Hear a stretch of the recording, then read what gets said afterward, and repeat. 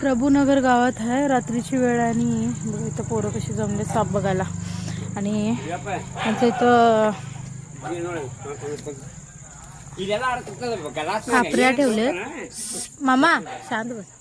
खापऱ्या ठेवले तिथं आणि इथं साप आहे. कित्येक साप असे येऊन जातात आणि इथं दिसायला साप बघू शकता.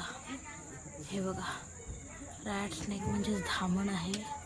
अंधाराचं रात्रीच्या वेळी ह्याला जास्त दिसत नाही, तो कुठेही जाऊ शकतोय. बघू शकता कशा पद्धतीनं धामण म्हणजेच रॅट स्नेक कसा खाऊन बसलाय उंदीर, आणि तो कुठल्याही क्षणी पळून जाऊ शकतोय. हातातच मोबाईल ठेवून घेऊन मी पकडीने ह्या सापाला. बघू शकता तिथं त्याचं तोंड आहे.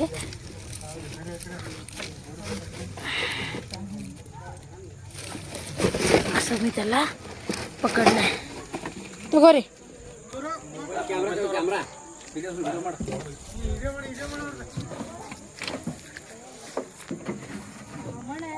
काय रात्रीचं काही दिसत नाही त्याला. म्हणतो काय असणार येणू माडा गिरीचा ते विष धावीला विषारीला विषकारीला विषारी नाही आहे, काही पण प्रॉब्लेम नाही. फार मोठा धामण आहे. आजूबाजूला असे साप राहायला पाहिजेत, पण लोक घाबरतात आणि घाबरून मारण्याचा वगैरे प्रकार होतोय. त्यामुळेच मग असे बिनविषारी सापांना सुद्धा रेस्क्यू करावं लागतंय. लोक आम्हाला कमेंट्स करतात की विषारी नाही धामण, काय प्रॉब्लेम नाही, कशाला तुम्ही पकडता. शेतात सुद्धा आम्हाला पकडावं लागतं. का म्हटलं तर लोक मारू नये, असे बिनविषारी सापांचा तरी जीव जाऊ नये म्हणून आम्हाला पकडावं लागतंय. मग शेतामध्ये वगैरे मग आम्ही सुरक्षित घेऊन त्याला जंगलामध्ये वगैरे सोडतो. अंदाजे 5-6 वर्षाचा हा दामन जातीचा साप आहे.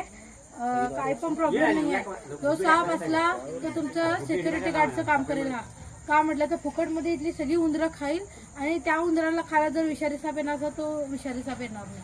त्यामुळे फार युजफुल असा हा साप आहे, पण लोक घाबरतात. हे मोठा फार दिसत असल्यामुळे लोकांना च्या मनात एक भीती निर्माण झाली आहे. कोणता साप आहे कळत नाही त्यांना, जाती माहिती नसतात. त्यामुळे मग बोलवतात त्यांनी पकडायला. आपण आला तर पकडूया, सॉरी पॅक करूया.